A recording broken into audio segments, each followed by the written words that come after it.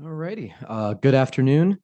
Welcome to the Middle East Forum Speaker Podcast Series, Israel Insider. My name is Anaf Kalam, and I will be moderating today's discussion. We are pleased to have Ashley Perry, advisor to the Middle East Forum's Israel office, join us this week to give us a brief update on the top events happening in Israel. Mr. Perry will speak for 15 minutes, followed by 15 minutes of Q&A from the audience. Should you wish to ask a question, please use the Q&A box located at the bottom of your screen to type your question, and we will do our best to answer them. And with that, I will turn the discussion over to Mr. Ashley Perry. There you go. Thank you very much, Achnaf, and good evening from Israel. Lots going on, obviously.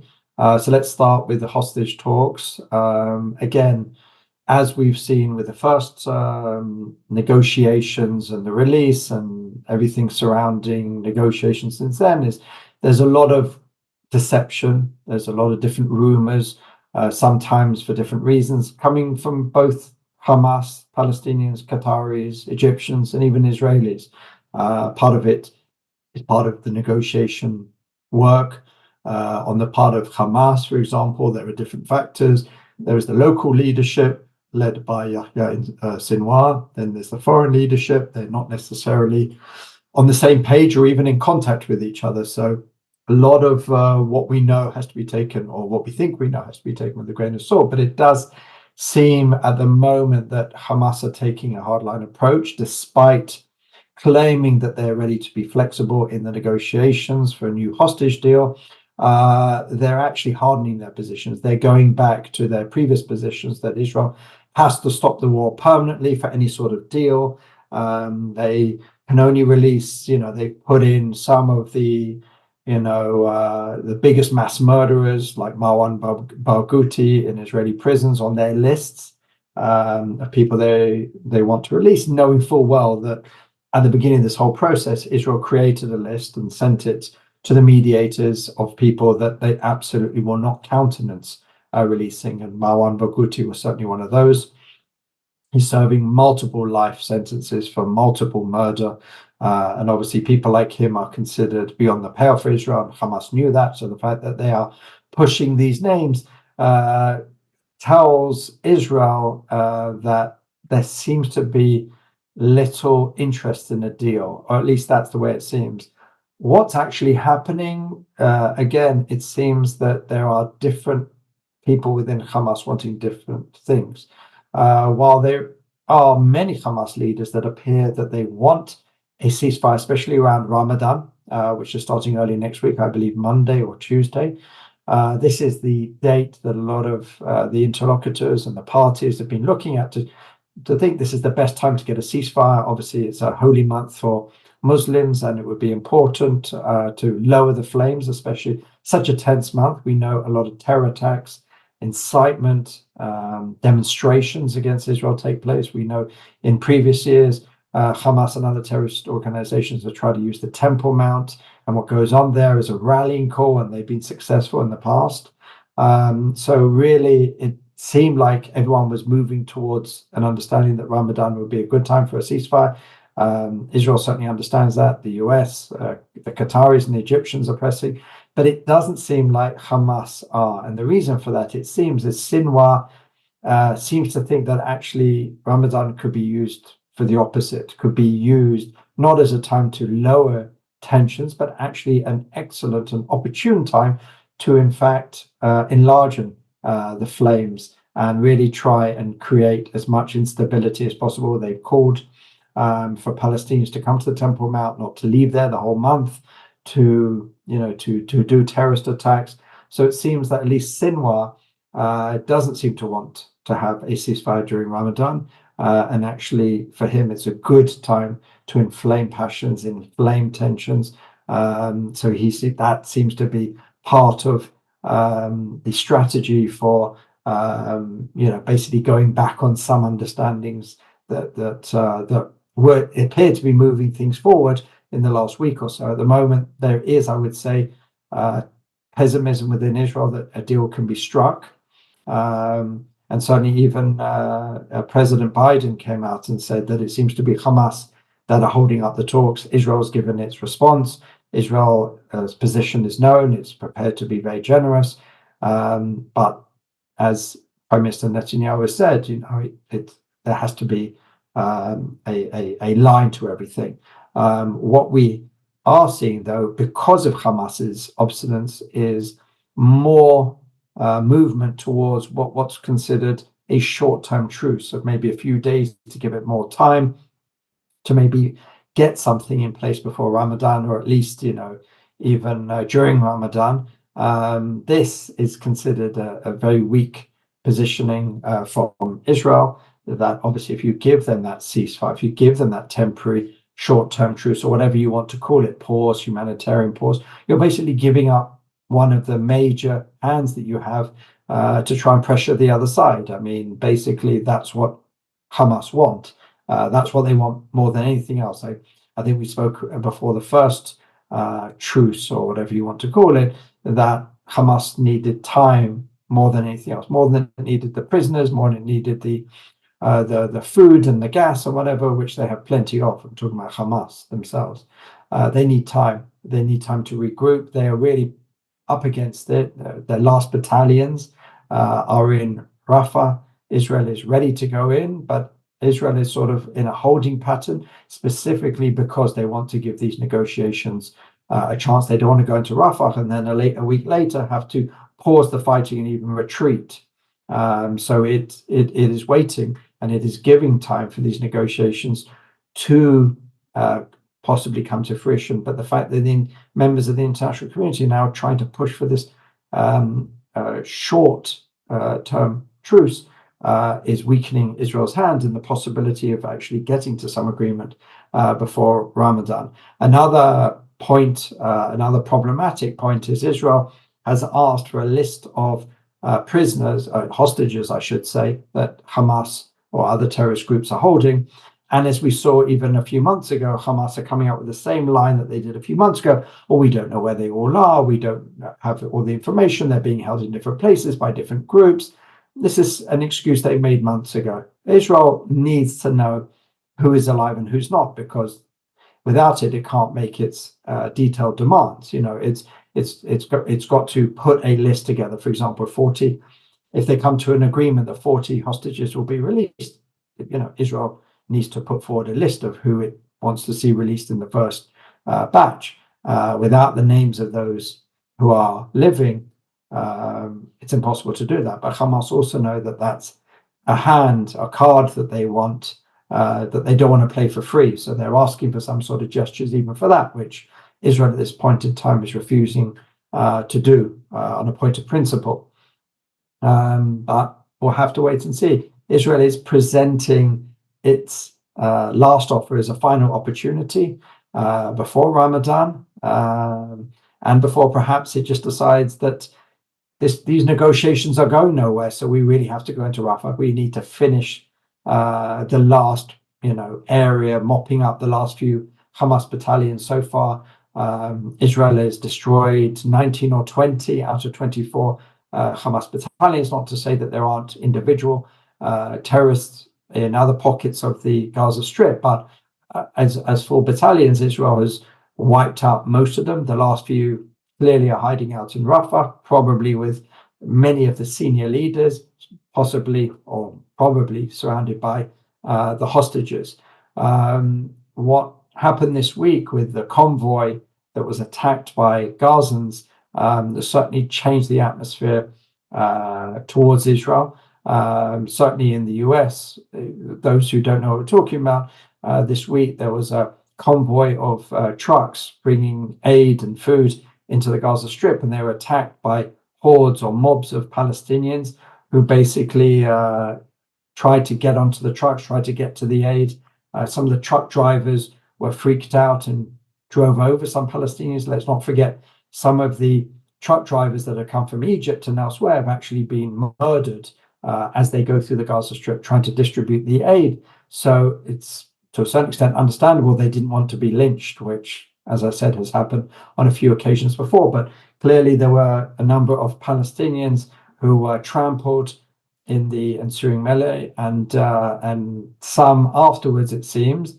I would argue probably not coincidentally and probably premeditated, started moving towards Israeli positions. Let's not forget it was Israel that facilitated this humanitarian corridor, and it was just waiting on the side. Israeli forces were waiting on the side to try and ensure that things went in an orderly fashion. It didn't want to be in the middle of things, because you can imagine that would create even more problems. But so they waited on the side, not really taking part in this at all. But then when they were, moved towards, the Israeli troops shot in the air, and they kept on moving, as is Israel army policy. First you shoot in the air, then you shoot at the legs, and if you feel there's a threat to your life, then you can shoot to kill. And Israeli soldiers, some of them did feel a threat to life. According to Israel's internal investigations, they probably did kill a handful of these Gazans who were moving in a very threatening way towards them. No more than a handful. The overwhelming majority, if not 95%, were killed in the attack on the trucks and in the stampedes, and then the trucks trying to move forward, even though there were people in front of it. But it certainly has created a bad atmosphere, and certainly we heard from Kamala Harris, the vice president, make very strong words against what's going on, and that Israel is not doing enough humanitarian wise, etc. And we've heard some, let's say, subtle changes of narrative coming out of the Biden administration. This is all coming to a head, perhaps at the UN, where the US has put forward a resolution that's already been revised 3 times. And what we see from the Israeli point of view, from a disconcerting angle, is the fact that originally the language used was to release the hostages and get humanitarian aid. We need this pause in the fighting. Now it seems to have been reversed, where we need a pause in fighting to get hostages out and humanitarian aid in. In other words, putting the nature of the pause for its own sake as primary and the hostages as secondary. And that's obviously concerned a lot of Israelis. It seems to be part of a gathering pace of, sort of taking Israel to task for what's going on. And it's certainly something to be kept an eye on. Other things that happened this week, we saw Minister Benny Gantz go to the US and actually now in the UK. In theory, it should have been a relatively standard trip. He's a member of the War Cabinet, a very important voice. And the US higher ranks haven't heard directly from a senior Israeli politician for quite a while. So it would seem that an important trip. But apparently, Gantz had not coordinated the event with Prime Minister Netanyahu, had not told him what was going to happen, that he was even going.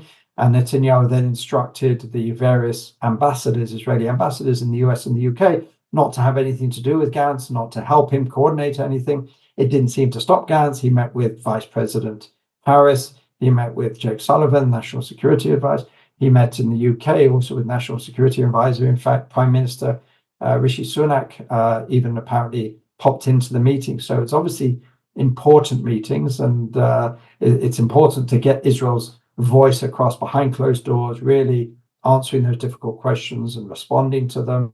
So it was an important trip, but it certainly didn't help the relations between Benny Gantz and Netanyahu. Finally, a real bombshell domestically was released today with the long-awaited, though no one really, most people didn't know it happened today, is the report or the reports from the official commission into the Meron disaster. If we remember a few years ago, there is a custom on Lag BaOmer, which is a Jewish festival in the spring, where there is a tradition of hundreds of thousands of people go to the grave of Rabbi Shimon Bar Yochai, a sage from 2,000 years ago, and dance and light bonfires, etc., etc. But for many years, it's considered a very dangerous event because there's really insufficient scaffolding to hold so many people, and etc. And we saw that in the end, the disaster that people predicted actually happened when some of the scaffolding broke apart and 45 men and children were killed in that disaster. It was the worst civilian disaster in Israel's history. At the time, this was under the Netanyahu government, and we basically there was no accountability at the time. There was no commission. The commission was only launched under the Bennett-Lapid government. And today it gave its response, and it found Netanyahu personally responsible, which was a real bombshell. It also found Ohana was internal security minister at the time, and said that he could no longer hold that office in the future. And police commissioner Shabtai. A lot of one can imagine that was jumped upon by opposition groups who basically said, the fact that Netanyahu was personally responsible. The report said that he should have known that something like this was going to happen. There were reports this was going to happen. They were clearly ignored. And the prime minister should be held personally responsible because he's at the top of the food chain. A lot of the opposition, as one can imagine, jumped on this and said there's a lot of parallels to October 7th. Again, Netanyahu at the top of the food chain. Netanyahu had received reports of this or that. And at the end of the day, he's the one who set the tenor for what the response is and should have known. So there's a lot of back and forth. They could basically attacking back with it, said it was a commission that was launched under an opposition government, or that doesn't really work, but the current opposition when it was in government. But it certainly is a major blow for Netanyahu's approval rating is already extremely low, that he was found directly responsible and accountable. Again, we still have not seen Netanyahu claim any level of responsibility, not for the Meron disaster and not for October 7th. So it's just becoming, the pressure is ramped up on Netanyahu, especially after today's report. So that definitely will have an effect on domestic politics moving forward. And I'm happy to answer any questions on any of the issues I've raised so far. Alrighty, well, thank you, Ashley, for that overview. We have plenty of good questions coming in here. Some of them you've already answered in your discussion, but let's go to the aid convoy that was delivered. A question from Eric Selkov. He asks, in the U.S. media, they're saying that over 100 Gazans were murdered in the food incident by Israel, and claimed that all of the injured in Gaza had bullet wounds. Now, did Hamas shoot at the Gazans, or are the reports from the hospitals lying? Well, first of all, it wouldn't be new if the Gazan health authorities, when they say Gazan health authorities, we're talking about Hamas. Interestingly, yes, they talk about all these people with gunshot wounds, but haven't actually provided the evidence. So all we have is their word on it.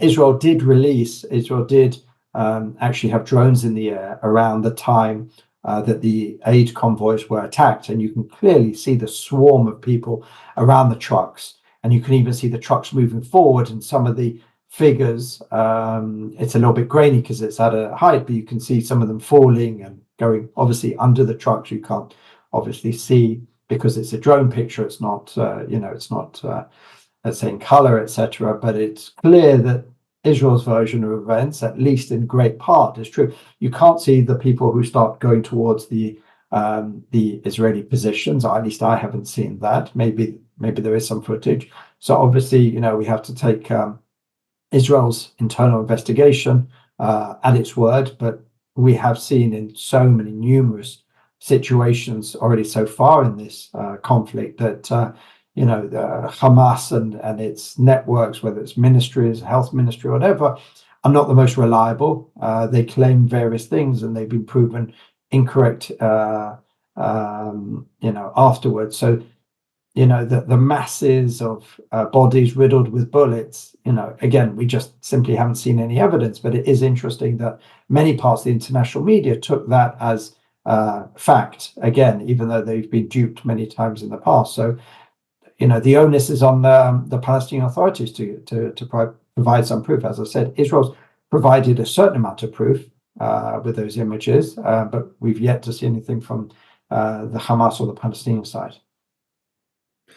And on that note, with regards to that U.S. aid convoy that was dropped into Gaza, do we know if that has actually reached the Gazans, or can we predictably assume that it's been hijacked and misappropriated by Hamas? Or the airdrops, again, my understanding is most of it, passes by, or they did drop them in areas where Palestinian civilians were. So I think the majority did go to civilians. Again, some of them fell in the sea. Even one fell in Israeli territory, and even on an Israeli army base. And there was a lot of Israelis going to TikTok to show what they opened up or whatever. But the US airdrop, as well as other airdrops, have been largely successful. It's unclear how much of that went to Hamas. The convoys we know, the trucks we know largely go to Hamas because they come in immediately. Hamas take them, put their armed soldiers on top and make sure that no one approaches them, or at least in many occasions, obviously not in this infamous one this week. But a lot of it, is appropriated by Hamas. But I think the airdrops are largely, caught by civilians. All right, thank you. So, on the Rafah situation, we have a question from Carrie Hillebrand who asks, is Israel making any headway in pressuring Egypt to destroy or seal off the tunnels between the porous Rafah Sinai border?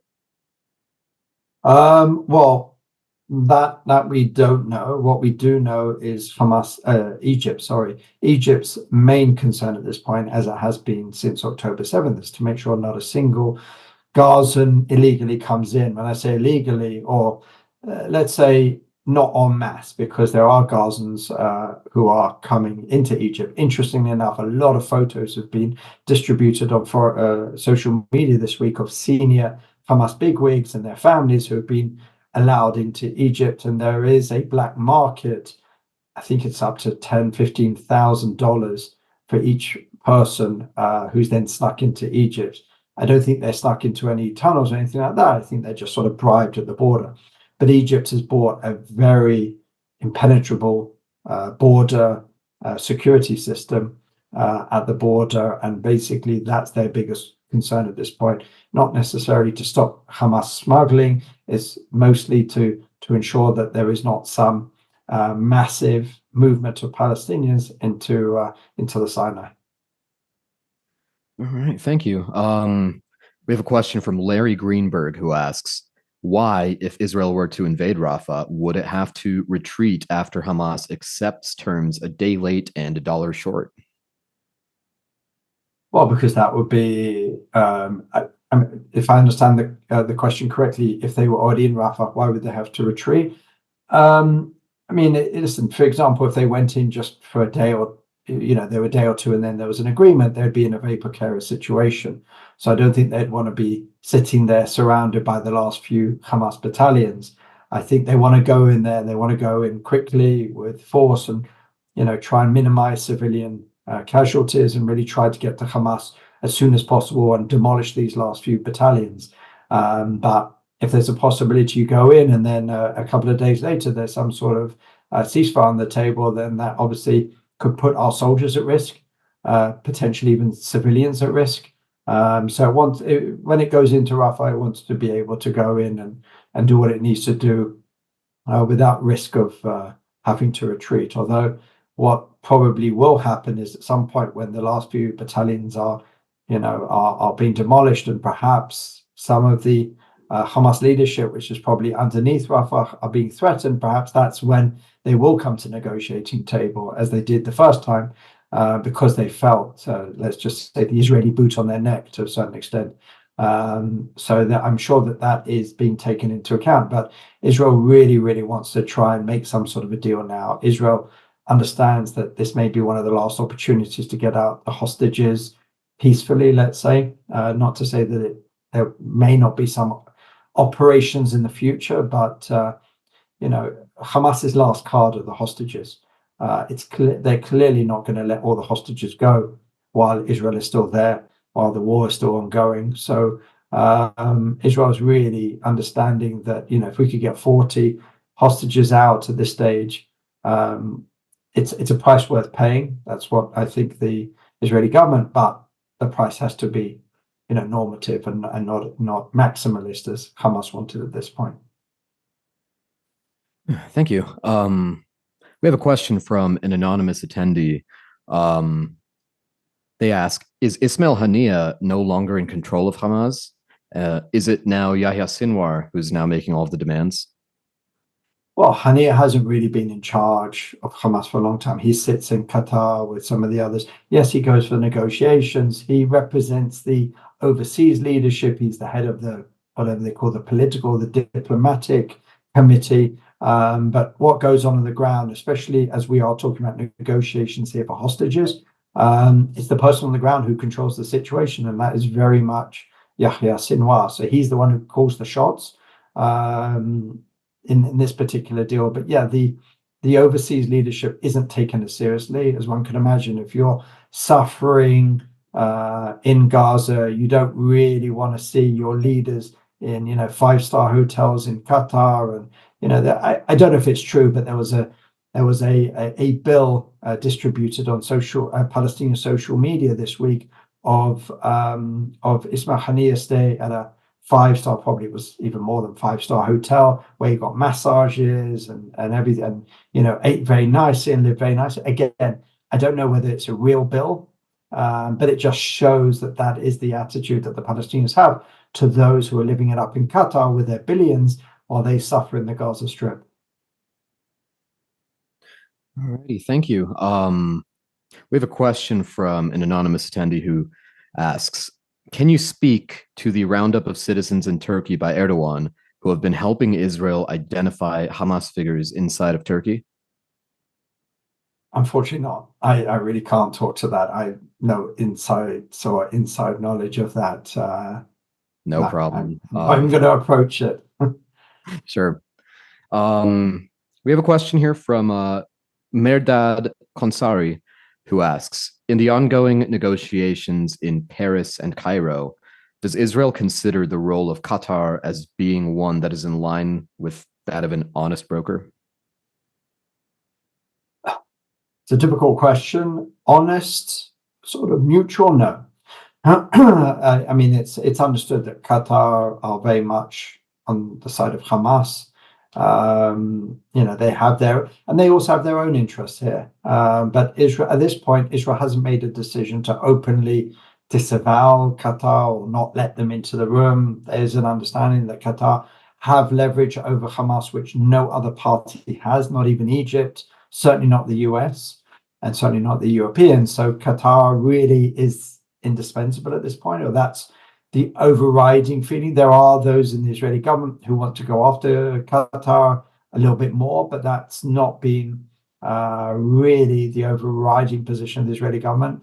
There have been hints at some of the let's say disgust even by some, like Prime Minister Netanyahu, towards the Qatari position, but in a very subtle way. But even that was condemned by the Qataris. We know that Qataris are very sensitive to their public relations. So any hint from any Israeli government minister is met immediately with condemnation. And I can imagine a lot more than that. They probably immediately call up the Americans to call the Israelis to try and get them to heel, sort of thing.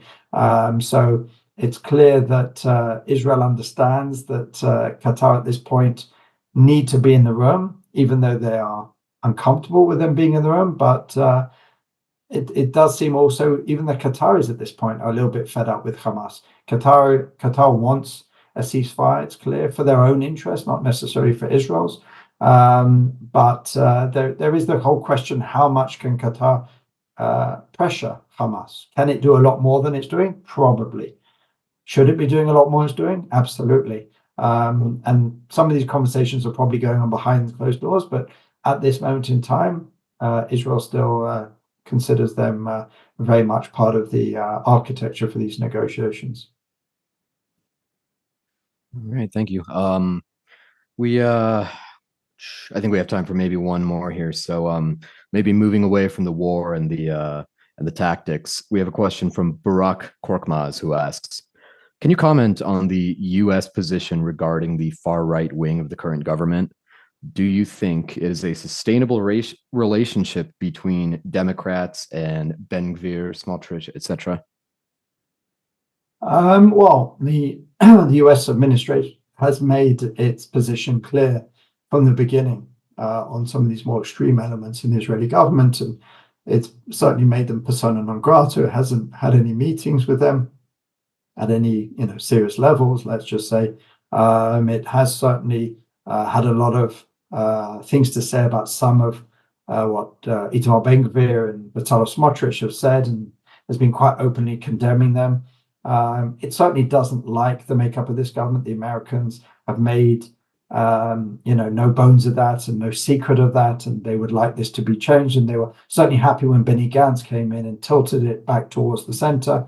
But at the moment, because of political reasons, Netanyahu cannot get rid of them, has to listen to them on some certain occasion, has to tread this very careful line.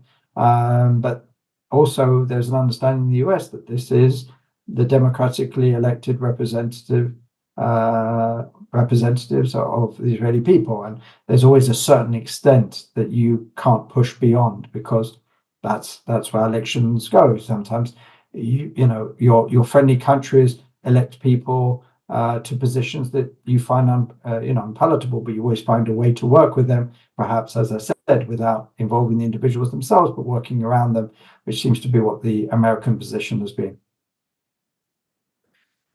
All right. Well, thank you, Ashley. We had a bunch of really good questions coming in here, and I wish we could get to all of them. But unfortunately, Maybe we have next week.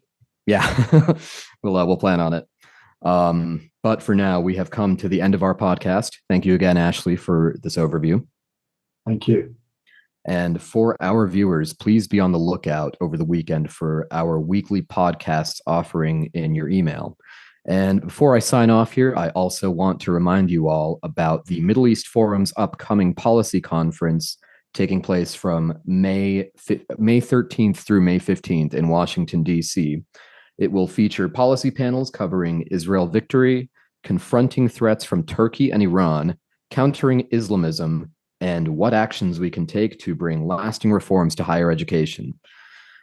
You can sign up if you're interested on our website under the Activities tab and in the Events section, or you can send an email to events@meforum.org. That's events@meforum.org. And we hope to see you all there. I thank you all for joining us, and I hope you have a wonderful day today.